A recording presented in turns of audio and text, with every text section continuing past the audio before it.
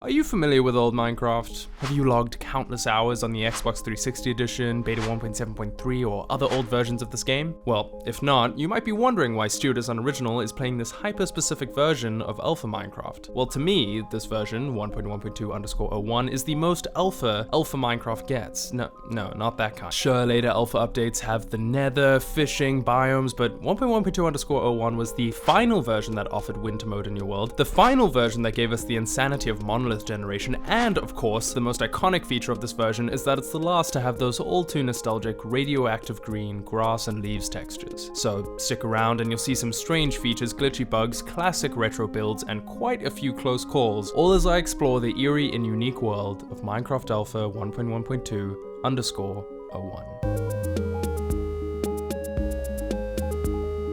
This version of Minecraft also hadn't yet introduced the feature of named worlds. The worlds loaded a whole lot quicker, but this beautiful world of mine was simply named World 1. Now, the world you load into is automatically assigned a 1 or a 0 value pertaining to a snowy or not snowy world respectively. As you can see, I loaded into a not snowy world. You might be wondering then how I managed to find myself in the winter wonderland you saw from the intro, but you'll just have to wait and see. I mined away at my first neon green tree, after which collecting myself some trusty wooden tools. I collected wool, leather, and dandelions as I traversed the beautiful neon green world of Alpha Minecraft. I also discovered the interesting feature of pressing F, which would lower your foggy render distance toward you.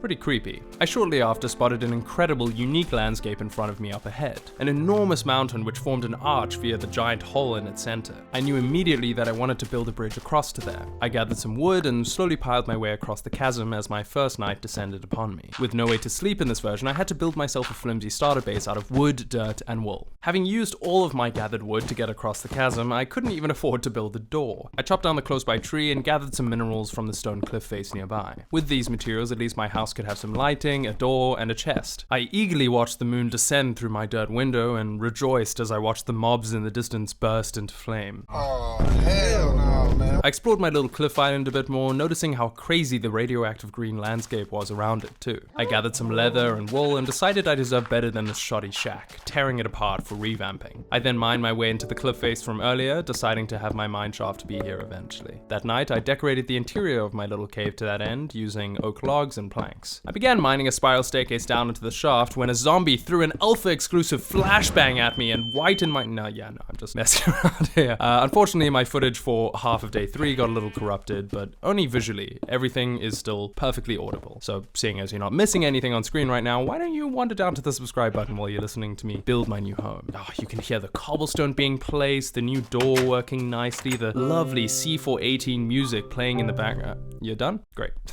As day 3 was coming to a close, a new and improved home base was complete. I feel kind of sad that I couldn't recover the footage of me building it, but with torches, stone, cobble slabs, I'd made quite the improvement over my last base, if you ask me, although the bar was pretty fucking low. I spent the night lighting up and decorating the exterior and replanting some trees. I took a look at my miniature castle from across the bridge and I was very happy with how it had turned out. I had a problem with my mine shaft though, which unfortunately descended through the archway the mountain carved out. I decided I needed to do some terraforming to solve this issue, but unfortunately that plan got cut short by a resident zombie. Everybody, my first death in World 1.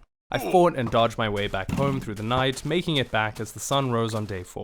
I noticed there was another chasm on the other side of my mountain and built a bridge which would connect it to another portion of mountainous terrain. While doing some more tree mining, I stumbled upon a mysterious piece of cobblestone placed in a nearby cave. Don't worry, nothing haunted here, only a natural cobblestone generator. Ignoring the fact that I was already surrounded by stone I could mine, this was pretty cool. That night, I began lowering the mineshaft staircase below where it popped out underneath the mountain. Later on, I hoped to terraform some of the cliffs around it so as not to ruin the formation of the cliff form outside. After a skeleton fired a warning shot though, I headed back up and on day 5 admired the eeriness of my bridge in low fog. Man, old Minecraft like Alpha just has such a vibe to it. Maybe it's that old lighting engine or maybe just the strange features it has, but I can't get enough of it. I did some mining in a cave across the bridge, set some of that cobble to smelt, and began terraforming the cliff face. I'd made good progress by nightfall, but I was out of smooth stone. I did what I could to extend the staircase downward, all too aware that I was 1 block away from being swarmed by all sorts of monsters. Wanting to feel less scared in situations like these, on day 6 I crafted an almost full set of leather armor. I look pretty dashing, don't I? As you might notice, my defense bar is pretty high for what you might know as leather armor, but in Alpha Minecraft, it's all about durability. Every armor set it gives you the same protection, but weaker sets break quicker, and the durability of your armor corresponds to how defensive it is. As you'll soon find out though, leather armor isn't exactly worth the effort to craft. I carved out a nice gravel path leading to my bridge and did a little morning mining. Morning mining? More mining. I carved out a nice gravel path leading to my bridge and did a little more mining and smelting. That night, obscenely overconfident in my now full set of leather armor, I thought I had what it took to go pig farming in the middle of the night. Not only did I get my ass handed to me and almost die, but after one intense encounter with some mobs, my defense was down to a third of what it was at full durability. 6 days of gathering leather, for what? It was then that I realized how useless making leather armor was going to be. On a positive note though, I did manage to make the mining staircase safe to walk down, breaking into a cave on day 7, wherein I found my first ever vein of diamonds in World 1. That name really has a ring to it, huh? Unfortunately, I couldn't mine these beautiful blue gems because I only had a stone pick. That night, I continued terraforming a cliff face around the spiral staircase, getting creeped out by a loud cave noise. On the morning of day 8, I completed this terraformation and went to admire it from below the cliff. Just before I did that though, I wanted to get rid of this pesky creeper. Shouldn't be too much trouble, the alpha combat mechanics are way simpler than modern Minecraft, and not to mention I still had some of my armor on it. Oh. Alright then. Of course, without a bed to sleep in, I had to embarrassingly walk all the way back home from spawn. Luckily, I remembered the landscape pretty well because Alpha has no coordinate system, so you can't tell or save your locations without recognizing landmarks and formations. Keep this feature in mind because later on when I try and search for a monolith, it's gonna be a huge pain in the ass. Just to prove to myself I was in fact able to kill creepers, I killed one where I just previously died. I used some of the smelted stone to etch some detail into the mini castle walls. Now equipped with iron tools, I rushed down my now safe staircase and mined away at those beautiful diamonds. Something I noticed on day 9 was that the trees decayed extremely weirdly in Alpha Minecraft. It's pretty much always the case that if the tree leaves are touching any block other than the trunk of the tree, you have to remove them yourself. With no easy way to tell what Y level I was on, I assumed being at lava level and also at the same level where I found that first vein of diamonds was probably a good place to do some good old-fashioned strip mining. I collected iron, gold, redstone, despite how fucking long it took to mine, and a bunch of coal, all while putting my new diamond pickaxe to use. In a cave I dug into on day 10, I put my recent creeper experience to good use, and instead made sure only other mobs were within the blast radius instead of me. Back on the surface, I made some more furnaces to smelt everything I brought up with me. Ah yes, the hyper-realistic furnace placement of being underneath a staircase. Wanting to expand my rather compact castle, on day 11 I extended the walls outward from the main structure. Now on the top right of your screen you may notice a firework gif and some text popping up. This will be happening every now and again over the course of the video, as much of this gameplay was filmed live, and this is just the visual effect that plays when I get a donation. If you want to catch some future live streams of old Minecraft, feel free to hit the notification bell so that you get alerted when I'm live, or join the Discord server in the description to get notified on there. Anyway, by the evening of this day I had a solid wall extending to what I hoped would eventually be another little castle tower. I chose a very creative method for including some more storage in my tiny base, which I never had any intention of sorting out coherently. That night I found out that you unfortunately couldn't place torches on fence posts in this version, and placed down some stray torches on the ground despite my hate for them. On day 12 I collected minerals and wool from the multitude of sheep that spawned together. Man, I love old mob spawning.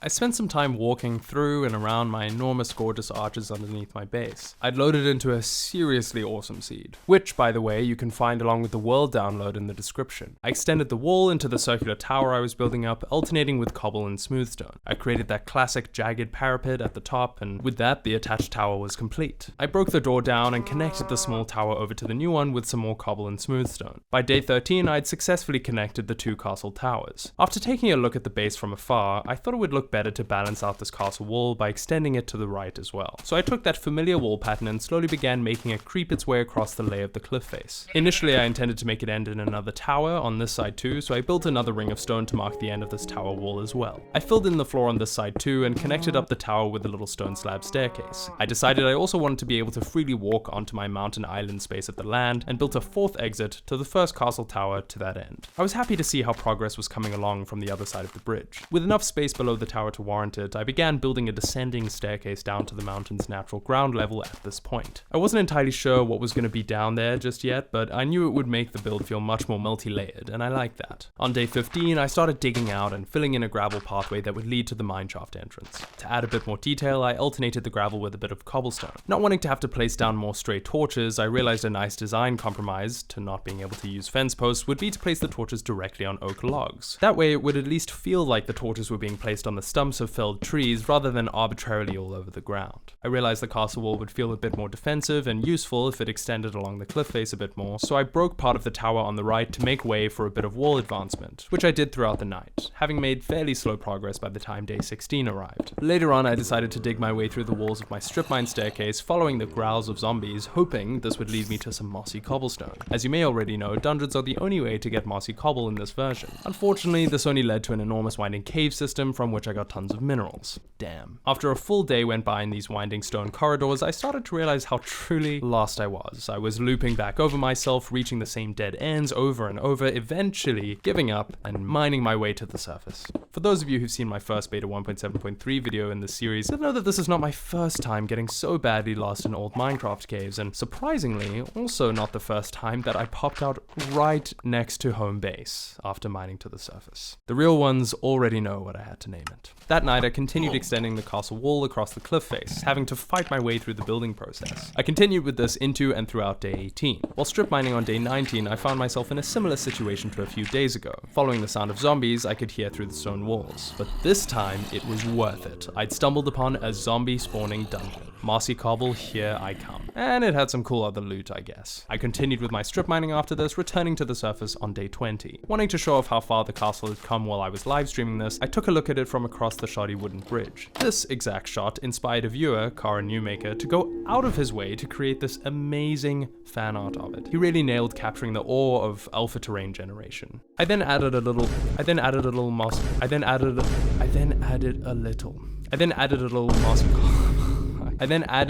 of the old mossy cobble detail around the outside of the castle. That night, I lit up the front area of my base with that oak log torch trick. On day 21, I decided I wanted to do something with the area below the castle, and dug it out slightly more. I then installed some wooden panels and mossy cobble, and then messed around with some different designs. Eventually, I decided to extend the underground area even further, creating a nice cavernous space at the end of the hallway I'd built. Having gathered all this wool, I decided to turn this space into a kind of art appreciation station. I covered the walls and ceiling in wool to mimic a padded music studio, as I intended to have a jukebox in here, even if I didn't get any music discs from that dungeon. On day 22, I gathered more wood that I would then install in the floor of the art appreciation station. I decided the station needed to be a little bigger, so I extended it back slightly. I then installed the jukebox, nice and centered, followed up with a tall painting in front of it. I thought it'd be nice to do a few more of these paintings, but unfortunately they didn't evenly fit the wall space. That night, I took a project detour and added a doorway out of my terraformed cliff. That way, I had a secret way in and out of my base from below the mountain. I then spent the rest of the night continuing to build the castle wall, which I also spent the entirety of day 23 doing. That night, I decided I wanted the towers on either side of this castle to be a bit more imposing, and went back to the one I'd completed a few days ago to extend it upward, using that familiar stone/cobble pattern for detail. By day 24, the upper parapet had been completed and lit up. Taking a look at it from across the bridge, I knew I'd made the right call. Descending back into the basement, I felt the tower had been extended upward enough to warrant some windows down here. I really wanted to include some more paintings down here in the art appreciation station, as holy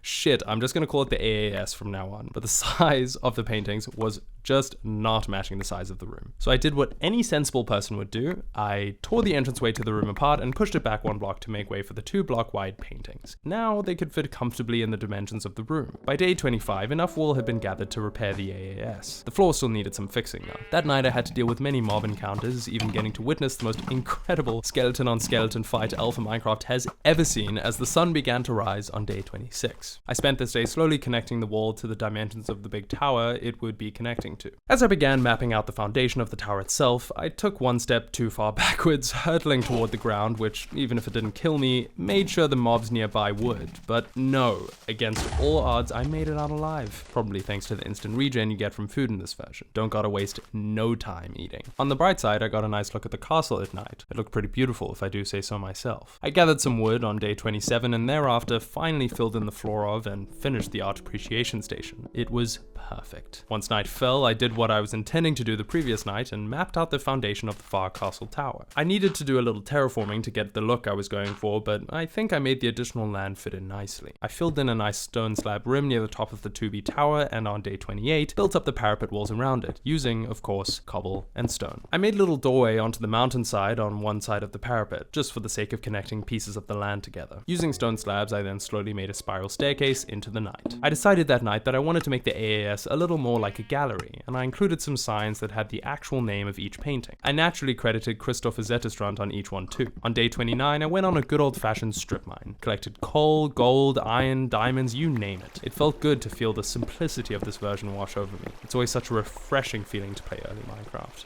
On day 30, I got to work clearing out the big tower's base of its stone and dirt, falling into a very similar situation as before, no pun intended. At least it wasn't the middle of the night this time. This whole event reminded me that perhaps I could use a bit more durability in my defense hotbar, and I crafted myself a fresh new set of iron armor. That night I clogged up the hole I'd fallen through and continued fixing up the interior of the tower. Nearing the end of the night, the walls had been neatly filled in and lit up, with a nice stone slab tiling on the floor. On day 31, I completed the upper parapet of the big castle tower, happy with how this alternate entryway to the mountain base had turned out. I then made another exit onto the mountaintop in the middle of the castle walkway. I cleared out a bit of dirt near the door, but I only intended to make a pathway to something a little while later. That night, I grabbed a bucket of water to embrace the oddity of Minecraft's floating blocks, and made a weird water feature floating above the spiral staircase. Eerie, weird, but somehow all the more fitting because of it. I doubt this waterfall would ever be something useful, but I liked its placement. To emphasize that strange vibe this water feature had, I crafted some redstone torches and lined the stone slabs with it, which, as the sun was rising on day 32, looked pretty cool. I did some more tree farming, and later that night began designing the beginnings of a more impressive wooden bridge. Since day 1, I'd been eager to build across this chasm. On day 33, as Hagstorm faded in, I continued building up and messing around with the design. I went for a suspension bridge kind of look with the oak logs, but quickly realized that these looked a little too clunky. Just to see what kind of look I'd get, I tried using the old iron block texture, which looked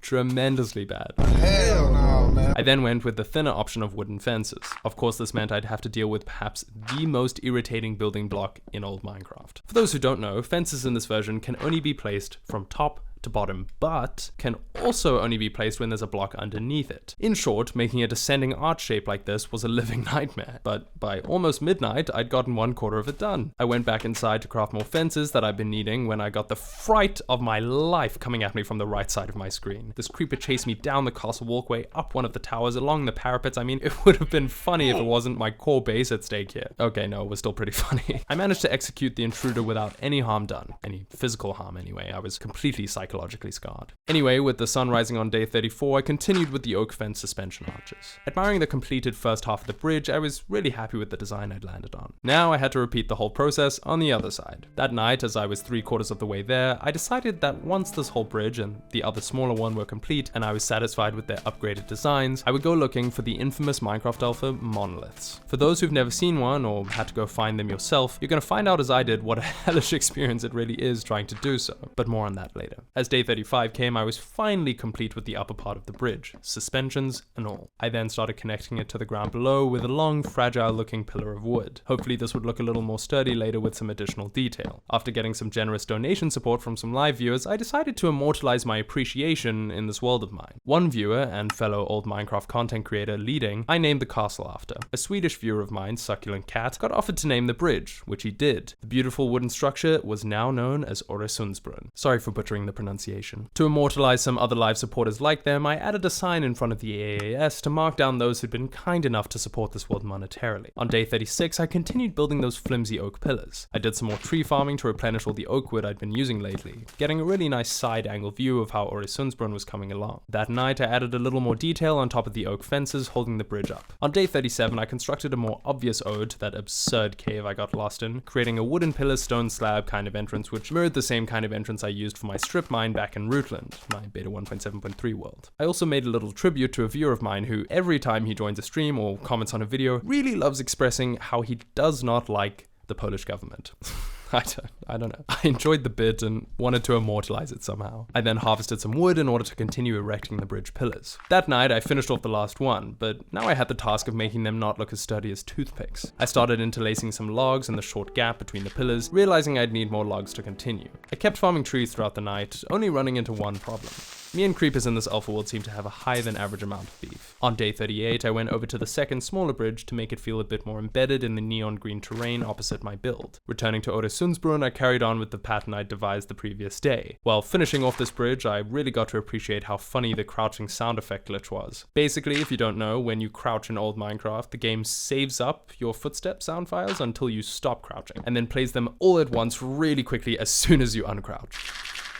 It still catches me off guard sometimes. I slowly chipped away at progress until I'd finally built the last of the wooden arches. Öresundsbron was complete. As evening arrived, I went over to the smaller bridge and decided to do a bit more of a drawbridge design, seeing as the wooden platform was so short anyway. I messed around with different designs with wooden fence posts, almost once again falling off the cliff thanks to a nearby skeleton. As the sun began to rise on day 39, I was still deciding on whether or not to keep the stone slabs in the design. I created some pillars for the lighting, and after getting some live feedback on the drawbridge, I decided to keep the stone slabs that visually connected the fence post to the bridge better, seeing as fences didn't connect with blocks in this version. With this, castle leading and the surrounding area was complete. For now. I had every intention to come back here after my journey was over, but for the time being, I wanted to take a break from building on this beautiful mountain and go find myself a monolith. On day 40, I packed myself an inventory of travel essentials and headed towards spawn. Monoliths are quite rare, and without a whole bunch of luck and a lot more than 100 days in your hands, you aren't likely to just run into one. Luckily, there's an open source GitHub page that runs a monolith finding program. You just plug in your seed and it pops out a map showing you the water and land of your world. Then you scroll until you find any signs of red, that being how the map displays the location of the monolith. As thankful as I am to whoever made this, there are quite a few problems with the system. First of all, you may remember me mentioning that Alpha has no coordinate system. Now, if you've been paying attention, you might say, hey, Stuart, why don't you just follow the lay of the land you see on the monolith rendering map? And to you, I say, why do you think I'm piling up to the world height limit? It's to take a good look at the land around me to try and match it up with the map I was looking at on GitHub. But the trouble doesn't stop there. The code that renders this map gives a very vague impression of the landscape. It's not able to capture the peninsulas and islands of my spawn very well. It just kind of gives some green and blue generalizing blobs. I had many people in chat trying to help me out in identifying which way I was looking at the map or if it was inverted, but as a whole day passed up here on this lonely dirt tower, I decided I just needed to take a leap of faith and go in the direction I thought was correct. Trying my best to match the landscape of the world around me to the landscape of the Monolith Finder app, I found myself doing a lot of coping. And this is right. No, this is right. Guys, we got it. This should be the big body of water. Yeah. That looks like it. I think we're on the right track here. This is the big body of water. Okay, here we go. But as I walked myself into day 44, I knew I should have arrived at the monolith by then, if my map following skills had been right anyway. But no, there was nothing but regular, albeit still pretty awesome, alpha terrain. Starting to think I might not only not be able to find the monolith, but that I might not even be able to find my way home anymore, a solution arose in the form of NBT file editing. I know the last few minutes must be starting to feel like a whole ass university lecture, but just bear with me for one more second. There's a few ways to edit the level.dat file of your Minecraft world, one of them being an online NBT editor. Similarly to the Monolith Finder, I used one I found on GitHub. Now here you can see your seed, or change your world's winter mode, wink wink, and importantly, change your spawn point. You might be starting to see my plan unfold here. Finding a nice big red spot on the Monolith Renderer website, I jotted down a set of coordinates nearby to it. Next, in the NBT editor, I changed my respawn point to those coordinates. Yeah, sadly, I'd have to be saying goodbye to my well-earned set of diamond tools, my bow, all my food, coal, torches, 7 blocks of iron, and my entire set of iron armor. But it felt quite symbolic that I needed to sacrifice everything I had to reach the monolith. Symbolic that, well, technically I went into the game's data and altered the code to get where I wanted to go. I still had to offer something to the monolith gods to be able to get there. And on the morning of day 45, what I offered was my life. Oh, come on. Come on. Come on. Any monoliths around? Oh, my game crashed. Yeah. Seriously. After all that, the game just crashed. Now, later on in this video, I learned how to run old Minecraft on launchers like the Betacraft launcher, which run versions like this a whole lot better. But at the time, I was still dealing with my fair share of crashes and bugs on the official launcher. But yes, as nervous as you can see I was to stare at these beautiful monoliths straight on, I was here. I'd given my life and every important item I had to get here. And it was incredible. Getting up close to this anomaly of terrain generation with that eerie low fog render on, I thought about what it must have been like to be the first non-dev player to stumble upon these strange mountains. Additionally, I was so glad I chose to play this version of Alpha, as of course 1.1.2_01 was the last version to have this terrain glitch as a feature. The effect was especially eerie as it didn't just fill in all the land beneath it, but rather, as you can see, ripped the land out from below, leaving a giant chasm that went all the way down to bedrock level. Luckily, my chasm here was filled with water, so I didn't have any chance of falling, which I'm very prone to doing, as you well know. I really loved the little mysterious islands I found within the monolith chasms, land that had been generated normally in the middle of all this insanity.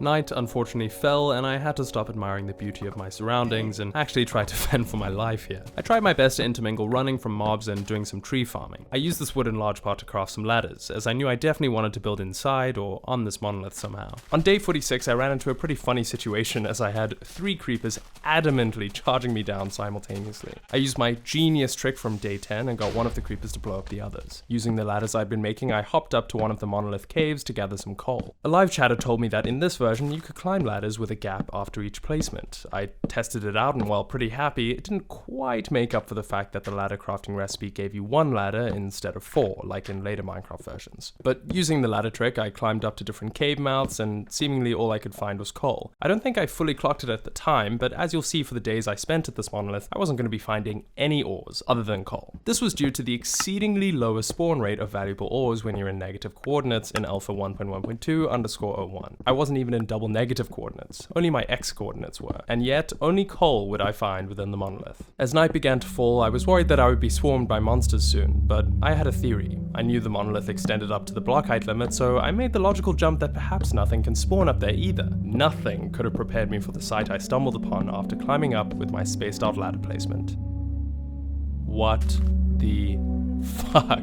Sure, I was grateful to be away from the mobs, but it almost felt like I was closer to something more sinister. I know it's just a silly block game, but how else was I supposed to feel stumbling upon this? It's no wonder that creepypastas such as Herobrine were created at the time of this version. I found more weird noise errors within the main monolith body, like this 1 block hole that plummeted back down to natural block height. Right next to this was a gorgeous nighttime view of the bay the monolith enclosed. As the sun rose upon this landscape on day 47, it was then that I decided that here is where I'd be building. I even spotted a little hill that I wanted to do some kind of lighthouse build on. Unfortunately, my only way down was on the other side of the mountain, so I had to take the long way around to get to that bay. I chopped down some more trees as I made my way around the monolith, admiring the clouds passing through this imposing stone vista. Approaching the hill I'd spotted, I could see the cliff from which I was just admiring the bay. I don't think my awe for this terrain generation will ever end, honestly. Almost as a tiny little accompanying terrain glitch, I noticed some floating water, but honestly, against the backdrop of the monoliths, it wasn't too enthralling. That night, I erected a wooden framework for my 2B lighthouse, extending a little gravel path from it which would eventually wind its way down the hill. I unfortunately couldn't get a functioning structure up before skeletons started swarming the hilltop. I tried to fight them off, but fearing having to respawn on the other side of the monolith, I instead took refuge on one of the little islands nearby. I knew I wanted to build inside the monolith at some point, and I also knew having some kind of balcony viewing platform sticking out of it would also look pretty sick, so I decided seeing as it was nighttime anyway, I may as well get started on that. I laddered my way up to what I thought was a reasonable height, and as day 48 arrived, began digging out a framework for one of these balconies. Once I had the dimensions down, I then extended 2 wooden support arches from the monolith wall. As I dug deeper into the structure, it did feel slightly like I was defiling the beauty of the untouched monolith, but seeing as I'd come all this way and given up so much, I felt like I had to do a build involving it, you know? I made the balcony itself out of stone slabs, which of course you know or have figured out by now is the only slab block in alpha 1.1.2_01. I'm getting kind of good at saying that number super quickly. After the sun had gone down, I admired my work from afar. Eventually, I would get rid of the ladder leading up to it, as I felt it would complete the aesthetic I was going for, but for obvious practical reasons, I couldn't do so just yet. Now, having enough cobblestone to build the kind of lighthouse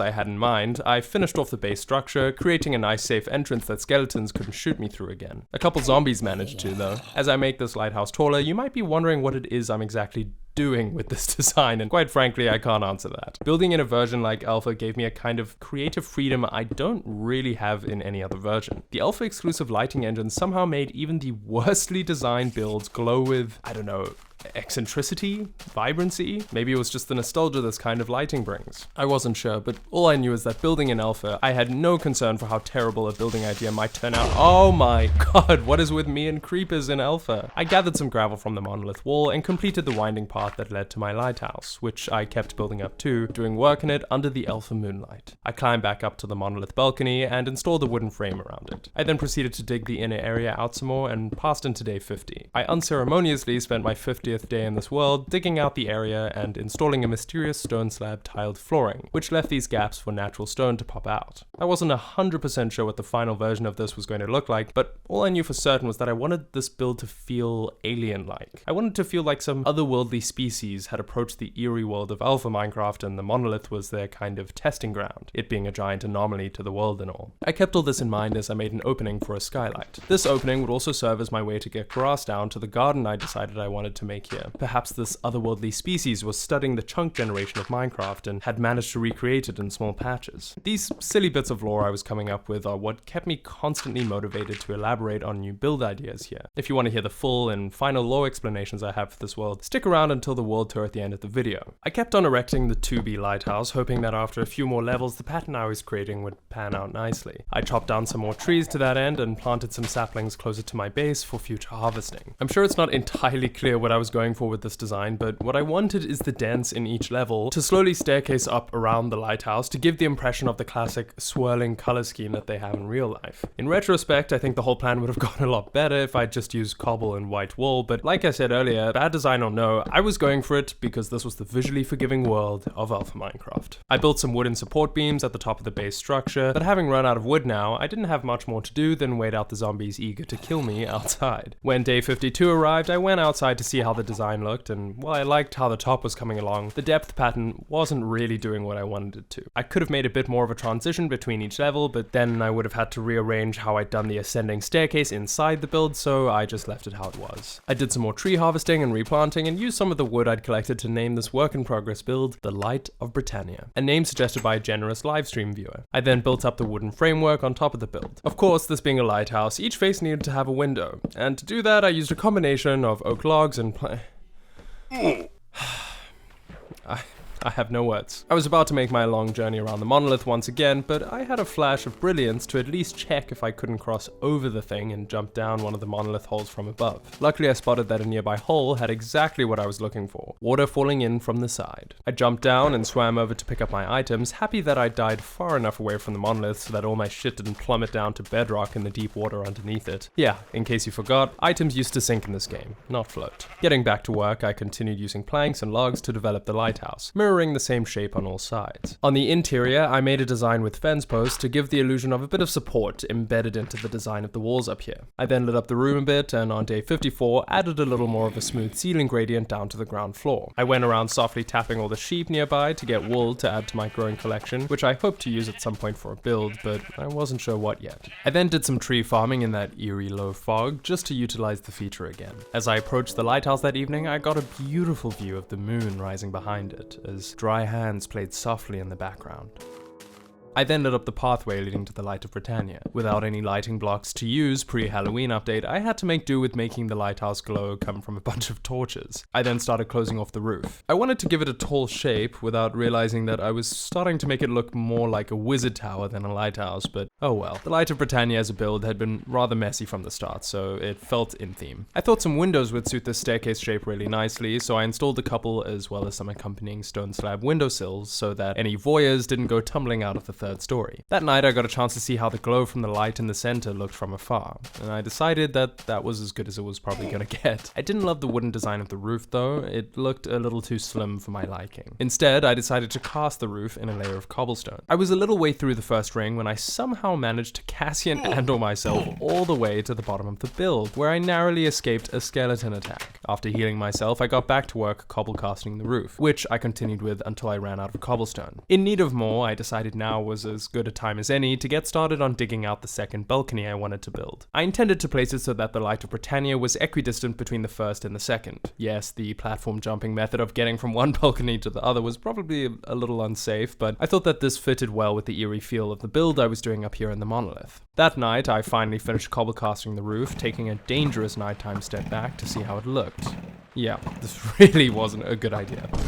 Without being able to sprint in this version, it's so comical how mobs are able to follow you around so easily. On day 57, I continued mining out the second balcony hall, gathering cobble and coal in the process. Unfortunately, I'd still not run into any iron yet, and I imagined I'd probably have to execute all the build ideas I had for this area of World 1 using stone tools. Oh well, it really entrenched me in the slow-paced ways of old Minecraft. Speaking of slow, I found that the grass from the upper monolith was growing down the dirt staircase, but just list ever so slightly. I spent the night digging, crafting stone pickaxes, doing more digging, and a little bit of floor tiling. On day 58, I took a serene walk along the coast and admired the view of the Light of Britannia perched in front of the two mysterious balconies. While at the coast, I collected some sand to smelt for later glass use. On top of the monolith, I carved out a bigger ring of stone slabs to install an actual skylight above the patch of 2B grass below. I then filled in the... Sorry, it's just sometimes this old C418 music reminds me so intensely of all the days I spent on my couch playing this game. That nostalgic ache I feel when playing older versions never really goes away, no matter how often I play them. I extended the garden areas slightly further back and made my way back down the ladder in a very risky manner to go collect some more sand, because I just had an idea that would require a lot of it. It was on my way back that something very, very weird happened. I exited the game briefly to get something in real life, and when I returned I didn't immediately notice anything off. See if you can spot it, actually, before I did. I went about my business as usual, smelting glass and ascending up to the balconies to get back to work on them when I realized half of the second balcony was gone. Not only that, but my skylight and progress from the last 3 days in the main balcony was missing as well. As night descended upon me, I felt very strange. All my items were still in my inventory, and I wasn't moved somewhere else when I rejoined the game. It seemed as though my surrounding chunks had reversed 3 in-game days. As I rebuilt the second balcony, I found myself actually kind of grateful that I didn't lose more progress than this. But believe it or not, the weirdness doesn't stop there. As I was redigging out my second balcony area, I carved my way back into the future. Somehow, this chunk reset, but the one right next to it must have, I don't know, been just outside of the simulation chunk distance when the world glitched. I have no idea, but one thing I do know for certain is that this monolith was earning its creepy vibe. Working fucking overtime. I spent day 60 largely rebuilding everything over again. I then went out for a little foggy evening tree farming session at the forest I'd grown near my base. I then returned to the balconies to do a bit more work. I had to light them up a little as I didn't want any hostile mobs joining me up here. I then hopped back over to the first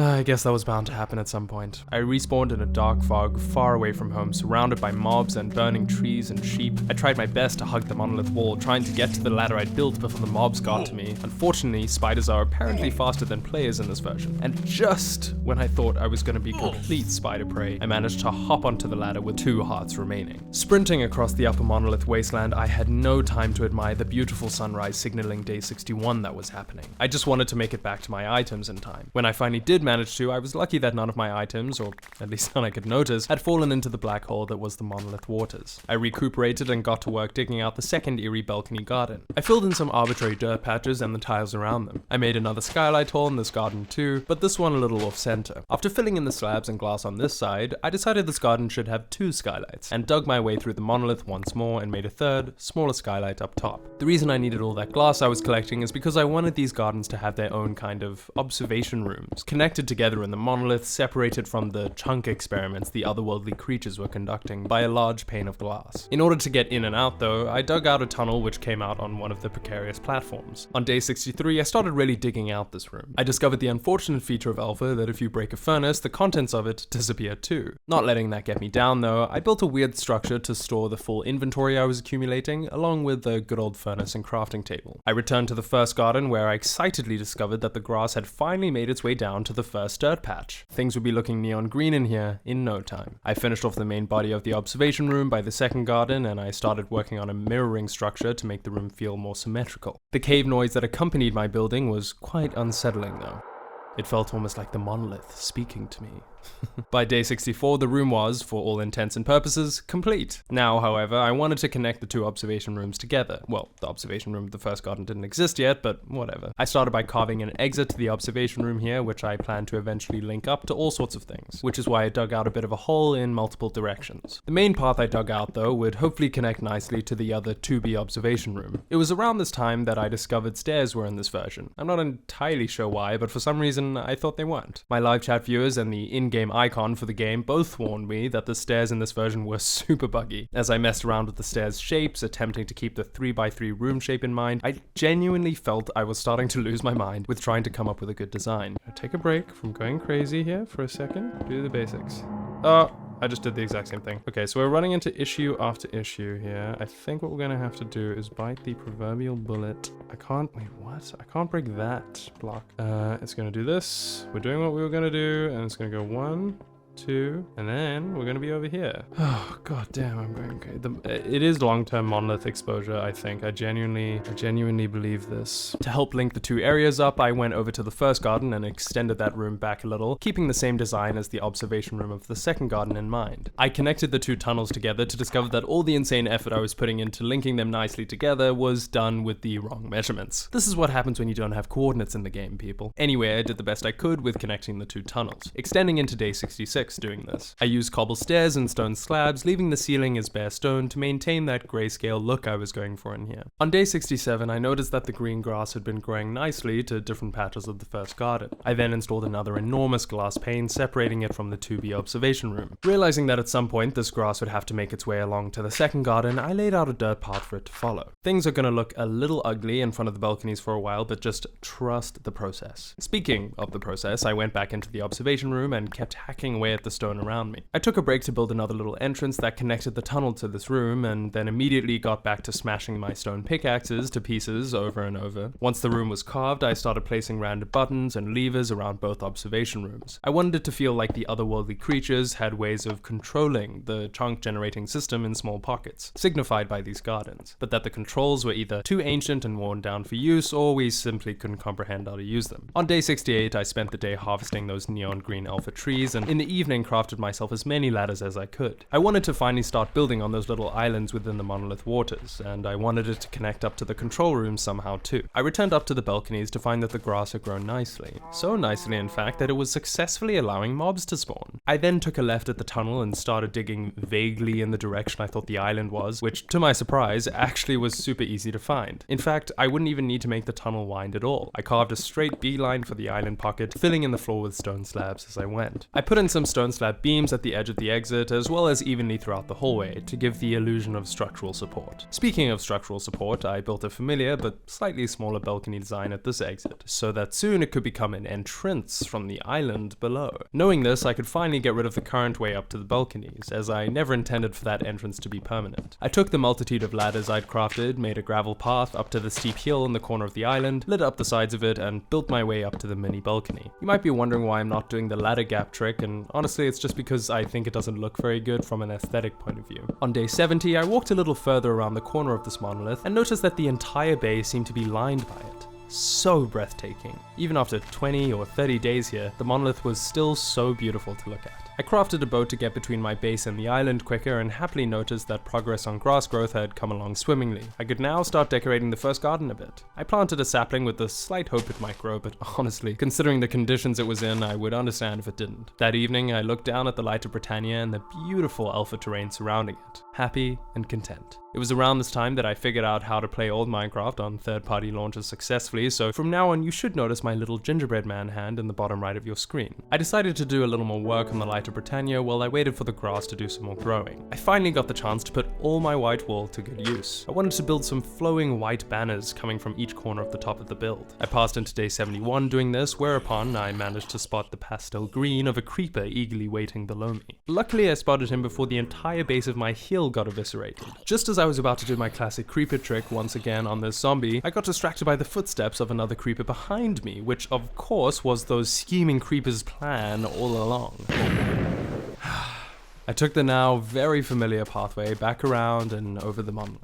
At least I got a chance to admire my actual skin being in the game. When I'd returned to pick my stuff up, I found that somehow my axe and shovel had managed to fall into the depths of the monolith's dark waters. To mitigate this issue from happening again, and to make it slightly more convenient to traverse this lake by boat, I constructed a wooden dock leading from the edge of the normal terrain. That night, I continued with building the flowing woolen banners. I wanted to make them all flow in the same direction so it felt, consistent looking at the build from any angle. After the first two were done, I felt like I'd managed to do this so far. By the end of day 72, I'd finished all 4. Straight afterwards though, I did of course have a little creeper situation, which at this point is just par for the course, but this time I wasn't even anywhere near it when it exploded. It seemed it and a skeleton had gotten into a tussle and the creeper had somehow not managed to take him out with his kamikaze attack. Never an uneventful night in Alpha, huh? On day 73, I was on my way to take a look at the newly refurbished Light of Britannia from across the water when I spotted a spider. You see, I wanted to make myself a bow again in this part of my world, so that I could...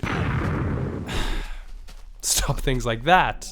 from happening. Finally getting to take a look at the build, I was very happy with how it had turned out. Those banners added so much movement to the build. That night I planted some more flowers in the first garden, but unfortunately I noticed that, likely due to a lack of light, they kept uprooting themselves. I would have to figure out a way to incorporate more lighting into this strange build one way or another, so I messed around with different options, exchanging ideas with my live chat at the time. What I landed on was differently sized stone slab pillars sticking out of the garden, which I felt didn't harm the visual impact the garden design had while maintaining that strange, eerie vibe. The monolith seemed to agree with me as a droning cave noise emanated from within it. I replicated the same design in the second garden, which was still desperately waiting for grass to grow to it. For the remainder of the day, I tweaked some minor designs of the build, waiting for that grass to grow. I decided that the grass growing to completion in both gardens would mark the end of my time here at the monolith. I wanted to return to Castle Leading at some point soon, but even by day 77, it hadn't made all that much progress. To pass the time, I decided to build on the little inner monolith island. I wanted to make a graveyard here to commemorate some generous live chat supporters on headstones. But of course, stairs weren't going to work as options because they obeyed no reasonable rules in Alpha Minecraft. I went with stone slabs instead for the top of the headstones, lit up the place nicely, and almost immediately got the first headstone candidate. Thanks,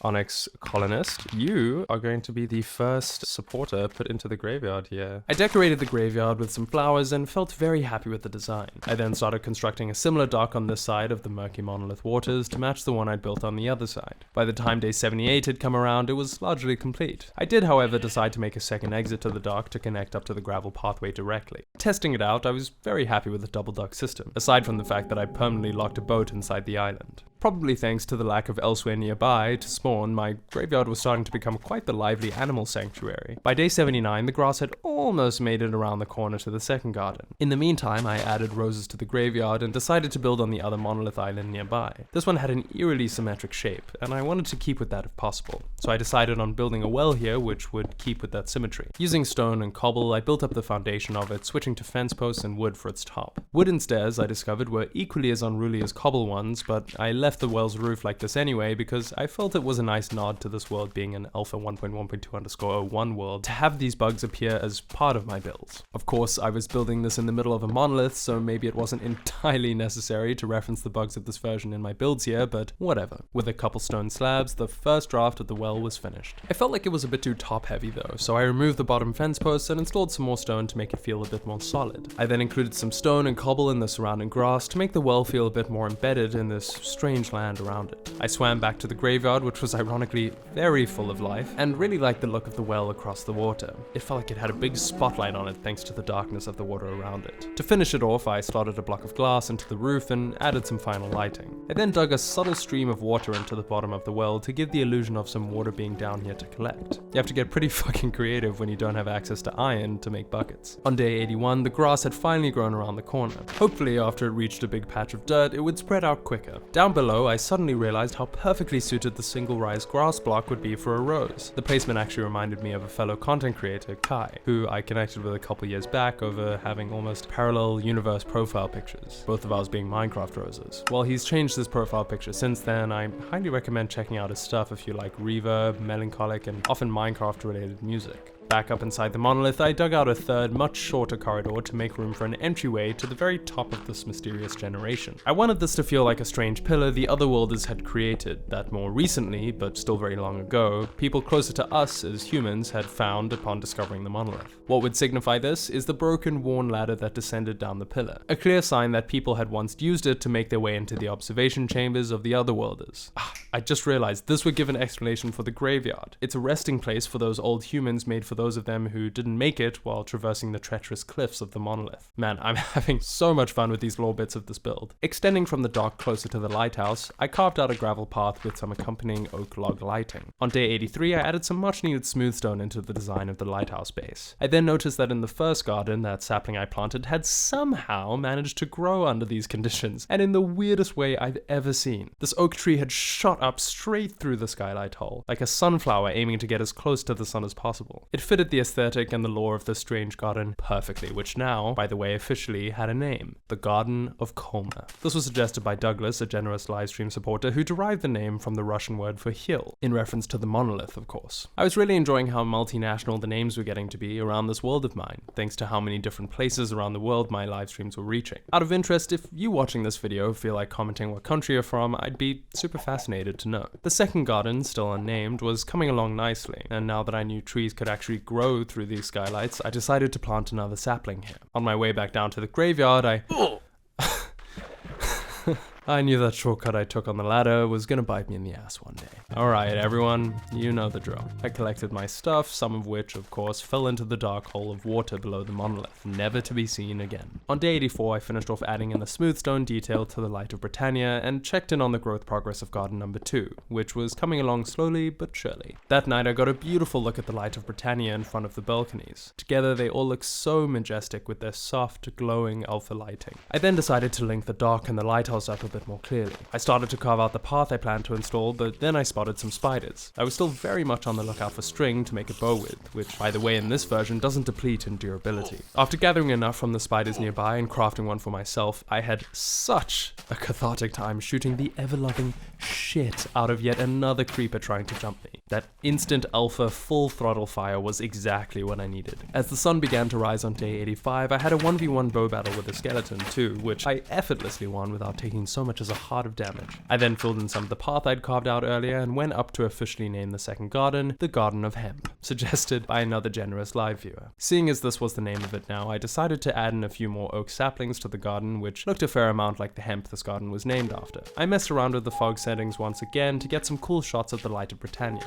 Clearly I wasn't the only one who thought it looked cool, because Karen Newmaker, the artist who painted Castle Leading earlier on, decided to bless our community with another fan art, this time of the imposing Light of Britannia and the balconies behind it. In the low fog, I continued with carving out the lighthouse to dark pathway as dry hands played softly in the background.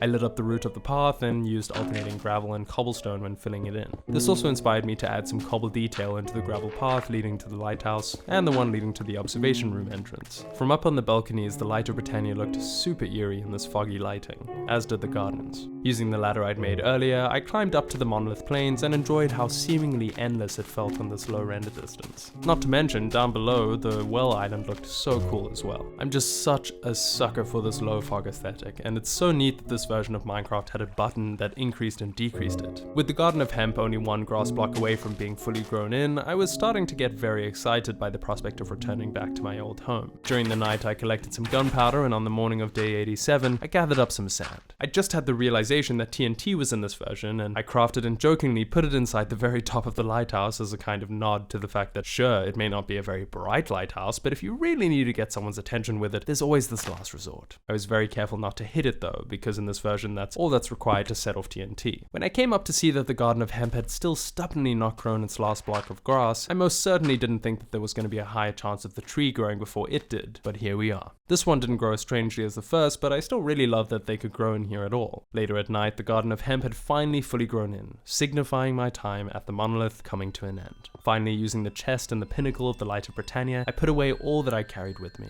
Once again, to return home, I would need to leave behind everything I'd collected, earned, and built here. The sacrifice associated with returning to my old respawn point had to be paid. As the sun began to rise on the morning of day 88, I knew there was only one way I wanted to die to return home. But after I'd sacrificed my life, I returned to a very different scene. Sure, the spawn terrain was the same, but specks of white were trickling down from the clouds above. The landscape was beginning to pile with snow, the lakes beginning to turn to ice. Winter had arrived in World 1. As I made my way back to Castle Leading, the familiar neon green hills were slowly turning white, and in the snowy fog I saw Øresundsbron and the castle appear, just as I'd left them almost 50 days ago. I walked to the old halls of the castle, now cold and freezing over. The white accompanying the grey was somehow fitting, like Castle Leading had been waiting for the snow to come all this time. I gathered some of the spare iron tools and armor I'd left behind here, now officially devoid almost entirely of diamonds. I recollected some wood and food, and shortly after discovered that Castle Leading had taken up a new and rather loud resident. The king was home now though, so he had to go. I was very happy to see a surprise. Sunrise. I was very happy to see a sunrise here once again. Unceremoniously, as my first official act back, I delved into the mine shaft below and began strip mining. I was looking to replenish my lost diamonds, sure, but mostly, I was on the hunt for gold. There was a plan forming in my head, which hopefully by the end of this video, you'll see executed. After mining for some time, I managed to regain some of my lost diamonds and stack up a good amount on gold. I was eager to keep mining for more though, so when my inventory filled, I used an alpha bug to my advantage. You see, in 1.1.2_01, you can use your inventory crafting interface as storage. Your items don't fall out or anything. The only downside is that if you die, everything in those slots apparently disappears instantly. But otherwise, you get 4 free inventory slots. After filling this extended inventory up too though, I decided to call it quits. I returned to the surface that night with quite the haul. I'd gathered 12 diamonds, not including the 4 I'd used to make the tools in my hotbar. Unfortunately, I hadn't quite mined enough gold to execute my plan for the 100th day in this world. I had, however, smelted enough iron to replenish my full set of armor. Almost as if eager to help me test my new armor out, a creeper dive-bombed into me from my gravel path and somehow, frantically spamming my mouse and spinning around, successfully saved me. After regaining my composure on day 91, I went looking for the creeper, but the coward had clearly chosen to despawn. I then descended back into the mine shaft to gather the remaining gold I needed. Irritatingly, I had to mine through a lot of pesky diamonds to get to that precious gold I was looking for. That night, I placed the chest of items necessary for my plan atop the now snowy mountain peak. I decided that I wanted the leftmost tower of Castle Leading to be even more grand, so I used cobble and smooth stone to add a 3rd floor to this ever-expanding tower. By day 92, I had risen the tower up to its desired height. I then extended a stone slab pillar up to that level and created a floor around it. I lit up the slabbed roof and extended a ladder up to it, watching as a column of snow peacefully fell through the hole in the roof. I then constructed a stone slab podium base as I wanted a flagpole on here. That night I discovered an interesting alpha glitch. It seems that above a certain Y level, fence posts just disappear. It was like the world height itself was telling me I was building my flagpole too high. While lowering this height, I found out you could mine the snow that collected on the ground and took a few malevolent shots at an unexpected creep. Took a few malevolent shots at an unexpected sheep. It was super funny how the snowball shooting sound effect was the same as the old bow sound effect in this version. Oh, and check that out. I managed to shear off the sheep's wool from all the way up here. Anyway, I finally finished the flagpole, ultimately quite a bit shorter than I initially intended. Unfortunately, with alpha 1.1.2_01 only having white wool, I was forced to have a French flag, a surrendering flag, flowing above Castle Leading. It did suit the now snowy landscape around it though. Out of gratitude for the awesome fan art Kara Newmaker had been making in this world throughout my live streams of it, I decided to name the new flag after him. I then wanted to make the double door exit from the castle walls actually go somewhere, carving out a winding path of gravel, cobble, and mossy cobble, which I was very excited to be able to use again. I lit up the route with torched logs, of course, which would hopefully melt some of the surrounding snow so that the path could actually be seen. Eventually, the path reached its destination, the mysterious chest on the mountaintop. That evening I decided, with only a couple days left until the world tour, I was still in desperate need of a home for myself. Not a cold grey castle or a tall lighthouse, but a real home. So I carved out a space inside the walls, one which would soon hopefully contain a home for me. I made the gravel path extend outward toward the lot and built up a wooden log frame. I added some planks and fence posts and collected some wood and snow for later building use. I made a comfy looking porch with a wooden stair and went ahead and used snow blocks for a nice bright shade of white in the build. I'm not entirely sure if this was the right move objectively, but I really wanted to use snow in a build, okay? I filled in the floor, left room for a little first floor window, and filled in the rest of the snow. I decided to make a staircase fit in here somewhere, but with the small dimensions of this home, that was pretty much a pipe dream. This house, still under construction, quickly felt more homey after that furnace fitted comfortably next to that crafting table. For space reasons, I ended up installing a good old-fashioned ladder instead of the stairs. On the second floor, I used oak planks for the flooring and stone slabs to construct a supporting ring and make a little overhanging balcony with. I supported yet another wretched creeper. Supported? No, hell no. I did not. I spotted yet another wretched creeper in this alpha world trying to ruin all of my progress. I moved the ladder to the opposite side of the first floor to make room for a bed build on the second floor. Of course, I couldn't have a real bed in this version, so this was the closest thing. Totally fucking forgot about that creeper though. God damn, luckily he didn't get one up on me. I then went out into the winter wonderland that was my world now, and did a good bit of tree farming. On my return, I installed the walls and window of the second floor, also making a doorway onto a stone slab balcony. I framed out the arch of the roof and even decided that there'd be room up here for an attic. It was going to be a tight fit up here though. With my bedroom now completed, I decided that this was an apt time to name the build simply Stuart's Home. Aside from the incomplete roof, I did really like how the house was coming together so far. Unfortunately, all of this lovely progress would come to a grinding halt when it came time to trying to build the roof with wooden stairs. I tried my best, I really did, but these unruly alpha stairs were impossible to build with. They'd stick out in wrong directions, stick together, facing each other. Sometimes the game wouldn't even register them as a block and I'd mine through them, and most importantly, to get them to be in the direction I wanted for the roof design, I wouldn't be able to get into the attic. After the design completely failed on the side of the roof closest to the mountain, I decided to scrap the stairs and just do the design with oak planks, which honestly looked just fucking fine to me. Once the roof, and therefore attic, was complete using this design, the walls up here just screamed to me to be wanting paintings. So I decided to add 2 of the 1x1 classic Zetistron paintings, namely the Aztec and Albanian. And with that, Stuart's home was finished. A triple-story masterpiece, if you ask me. Okay, it looks more like 2 different cabins stacked on top of each other. I was once again saved by the alpha lighting and textures, because I thought this house still looked beautiful. And I finally had a cozy place I could call my home in this world. With my remaining time, I wanted to take to the land across the drawbridge and give some reason to cross over into it. I built a little campfire, and you might be wondering how that's possible with no netherrack in this version. Well,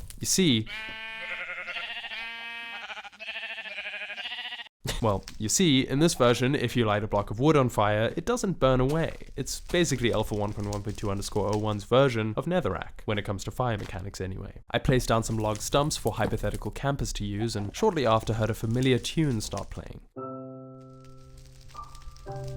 It sounded a lot like Mice on Venus. In fact, it definitely was, but it's like it started halfway through the song or something. As a live viewer pointed out to me, there's actually an alpha-exclusive version of the song, which is a lot shorter, the one currently playing in-game. I wanted the campsite to have some accompanying woolen tents.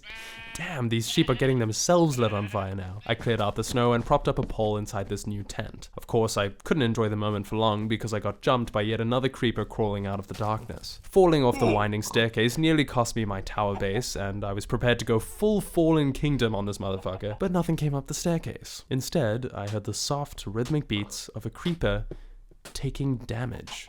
It took me a minute to understand, but I realized that the creeper had walked into the stream of water and drowned itself to death.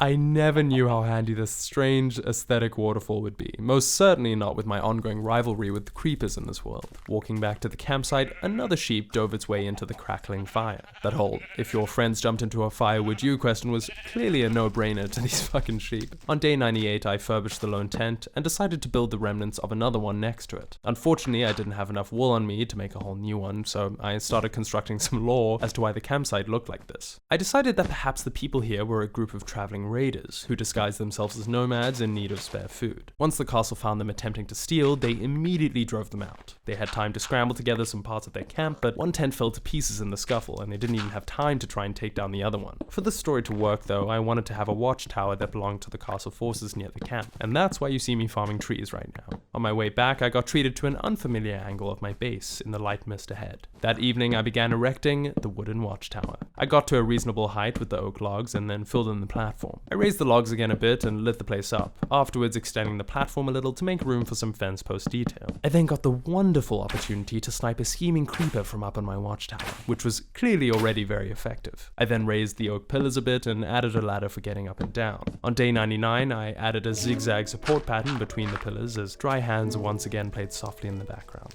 Taking a step back, clearly all this build was missing was a roof. I made a bunch of stone slabs for this purpose and constructed a flat grey roof over the wooden base of this watchtower. I left a chest and a crafting table up there for practical reasons, and as my last night fell over the alpha terrain, I realized just how little time I had left in World 1. I carved out yet another gravel path, this one leading from the drawbridge to the watchtower, which I also added an entrance to. I added a little lighting to the path and officially named the last build in this world the Nefarious Watchtower. It was a little nod to an inside joke I had with some of my live viewers who kept calling builds of mine they thought were shit nefarious. Yeah, I intended to own it, thank you very much. As the sun finally rises on day 100 in this world, as is custom, I'm gonna drop this voiceover in favor of real-time commentary as I give you all an authentic world tour of my first alpha world, World 1. Alright, so it is the 100th day, as I'm sure you can tell, and I'm going to begin the very common world tour I usually do at the other side of the bridge here.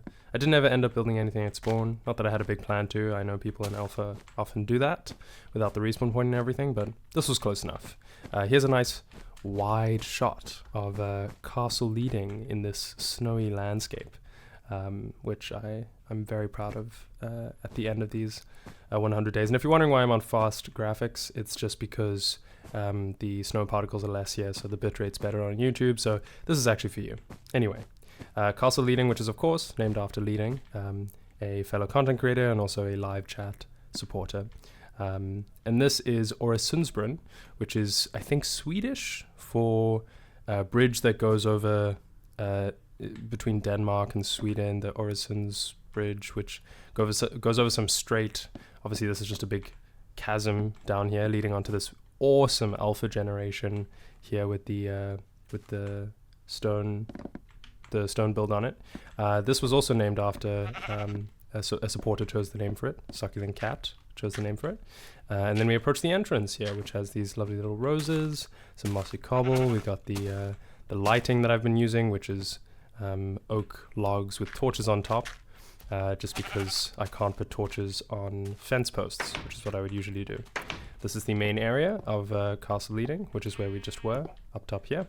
And then if we go to the left first, we enter the biggest, the tallest, shall I say, tower. We can go up here, all the way around, inside, to the lovely flagpole, which is named after Cara Newmaker, who makes some incredible fan art. And I hope I've been sprinkling that among the... I hope I've been sprinkling his fan art among the rest of this video.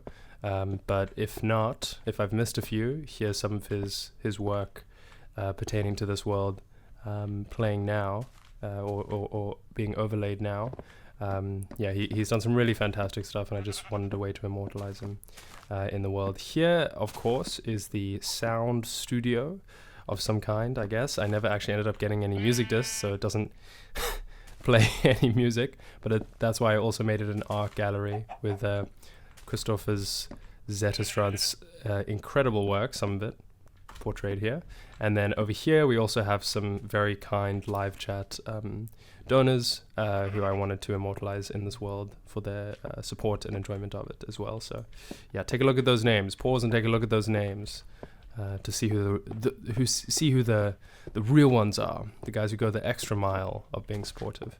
And if we go up a little bit along this beautiful castle wall, if I do say so myself, we get taken down to this. I just wanted to build sort of a weird thing, I guess, with some redstone torches.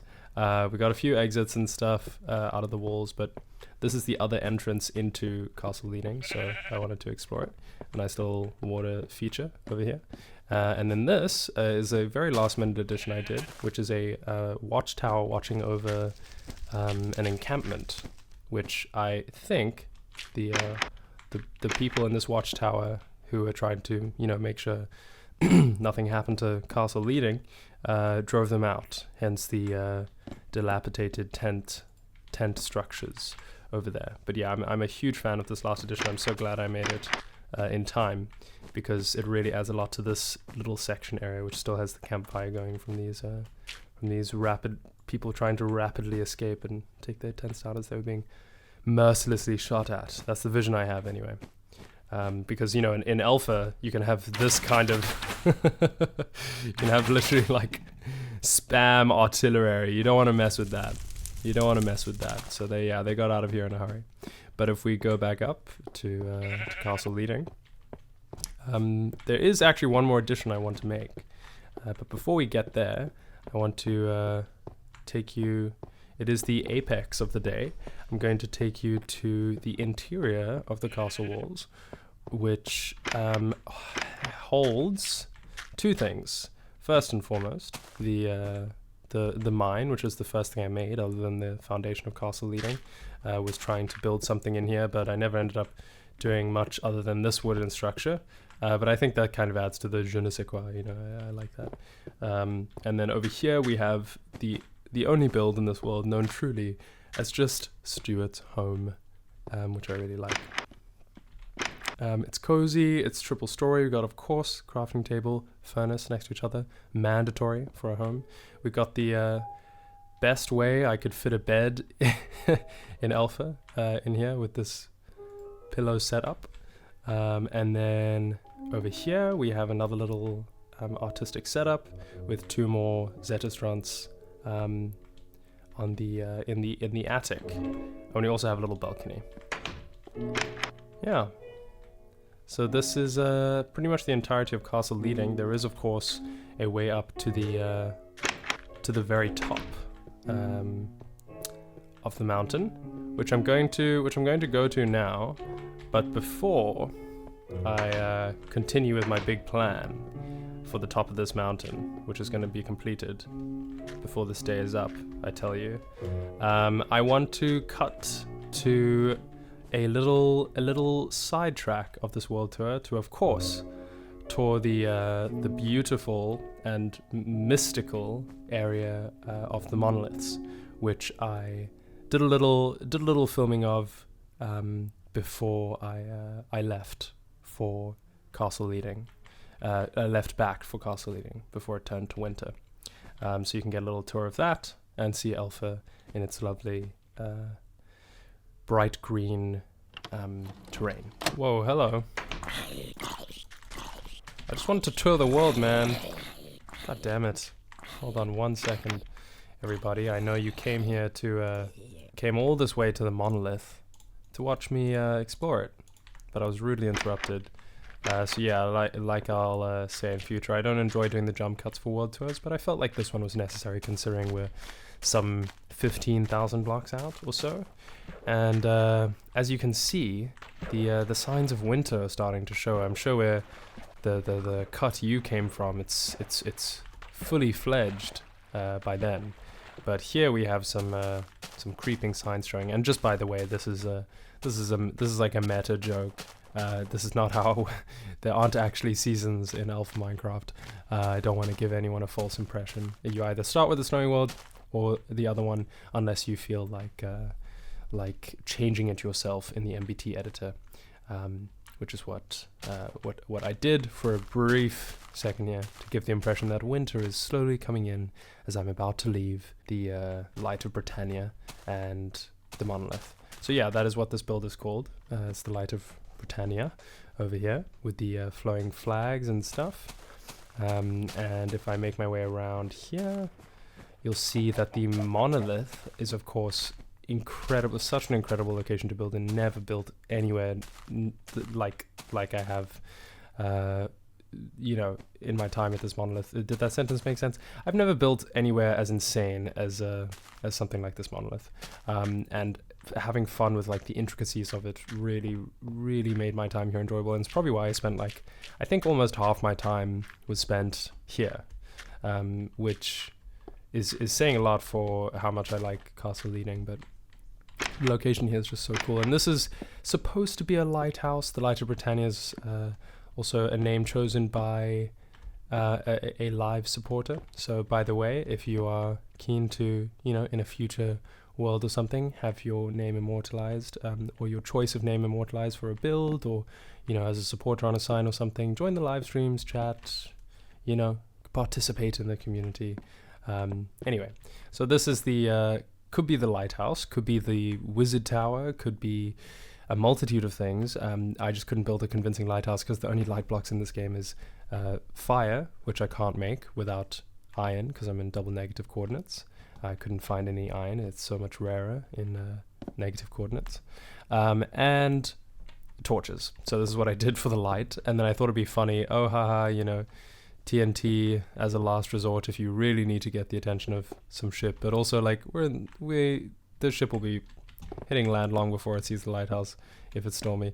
So the whole thing was a kind of a mess of an idea and a mess of a build. But I really like it. I think Alpha makes all builds look kind of cool with the old lighting engine, which is why I've been enjoying it so much, because it's just so easy to get away with pretty sometimes lackluster building. But yeah, that's the Light of Britannia over there. And then if we take the dock, there should be a boat on this side.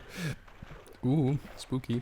There should be a boat on this side, but it's on the wrong side. That's fine. We approach the other dock to the graveyard, which I thought was a cute way to have some supporters of of the live streams and stuff and of this world immortalized in these little on these little signs down here, similar to how I have the one collection of signs back at Castle Leading. This is the equivalent over here, so you can pause and take a look at those guys. But yeah, that's some equipment in case I need to build more graves.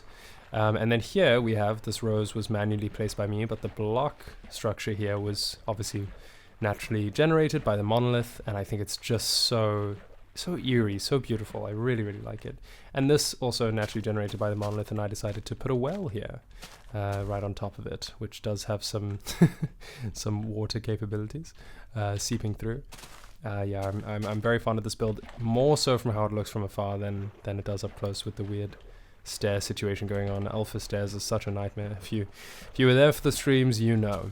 And then, of course, you could see from the Light of Britannia that above it there are these weird platforms, these balcony-looking things, that in my head, the sort of lore is like, were built by these ancient, but advanced civilizations that were analyzing the incredibly strange and weird structure of the Minecraft world and how it generates infinitely. How they found themselves here as a mystery. But what I thought would be a cute way to do that would be to have these sort of analyzing sort of chunks, and trying to get chunks to load in, figure out the big mystery behind how chunks load and stuff. And so we got all these switches and buttons and stuff around the place just to add a little bit of that feel of futurism. And even though they don't do anything, it's like, oh, they don't do anything to our minds, but perhaps to them they're accomplishing things. But yeah, and that's what the balcony is for. And basically these are two different gardens which were also named by live stream supporters. This one is the Garden of Colma, which is some kind of Cyrillic language. It might be Russian, it could be, but I don't want to generalize and make that statement. But let's say it's something similar to Russian, if not Russian. And apparently Colma means hill. So the whole monolith situation with the weird noise generation thing going on. I thought that was a very good suggestion for Garden of Colma for the first one over here. And then the second garden, Mysterious Garden, has a different name, a different vibe. The Garden of Hemp, which of course, is slightly, not quite the same approach. But I do really like the both of them, and they of course have their operating rooms behind them. And I appreciate the people who watched the live streams while I was making these, because it was just a whole lot of gray-scaled mining and building, because I wanted it to feel futuristic, and often a lack of color, I think, can help convey that feeling. And yeah, these trees grew in, these are naturally generating trees, by the way, grew in such weird ways, like, because they could only go vertically upwards. I didn't even think they would naturally generate, and they could only go through these tight holes here that I made, which go up to the top of the monolith, that I guess they decided they just wanted to shoot up straight through it, especially this one in the Garden of Colma. And yes, I know it's precarious jumping across there, but that's part of the course, being in this part of the build, because it's all futuristic and stuff. But yeah, very weird tree generation that I thought was really cool when it happened, and is super in tune with the vibe I was trying to get across here. And then lastly, we have the human remains here, I think, of coming across this place and excavating into it. And that was also some time ago, as you can see by the dilapidated ladder situation. But yeah, from up here, you can see the weird lighting effect the monolith has, being at the world block height limit. You can see the glass entrances down into the different gardens, and of course down upon the Light of Britannia and the rest of the monolith lands here. But for the sake of showing everything I've built in this world, I just wanted to do one last showcase of the situation. My respawn point in the monolith area is over yonder, this way over the monolith, because that's how I had to get here, by killing myself, if you watch the full video. And yeah, the respawn point is somewhere over here, somewhere down there, and then you walk across. And so I wanted to make some kind of shortcut to get through the monolith, over the monolith.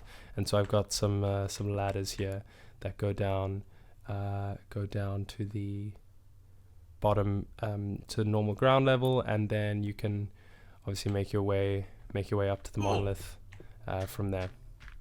But yeah, this is before the sun goes down. I'm going to flash back to the future, so that you can continue the exploration of the beautiful and enchanting World 1. So yeah, I've never done a tour like that, where I've had to cut. I'm not used to it, don't prefer it, but it's just simply too far. It's like tens of thousands of blocks out, and I'd have to do the whole MBT editor thing now, to make it and then kill myself and then make it there, tour that whole thing, MBT editor, kill myself, come back here. The whole thing just seemed way too convoluted to include as the world tour of the final 100th day. But in here, finally, I know what I'm doing. Let me get this shit out of my inventory. But let me tell you, I have been plotting, I've been scheming for a way to get back to that beta world, and I'll tell you right now, I've figured it out. I know how to control this. So, it's pretty simple, as I'm sure you've probably all gathered much quicker than I did. But if you concoct this very specific, very special formation here, and as long as I do it right this time, what we should be at is, this is the version which is the genesis of this whole creepypasta. As I'm sure you can all agree, you all know that very iconic photograph that was taken in this version. And of course there's no netherrack in alpha 1.1.2_01, but what I have figured out from my lovely campfire down there experiment, wood doesn't stop burning in this version. And with this, the sheep is my witness, and the sun beaming down on the 100th day, by the patterns I've studied, this is how I get out of here. Finally, get to go home.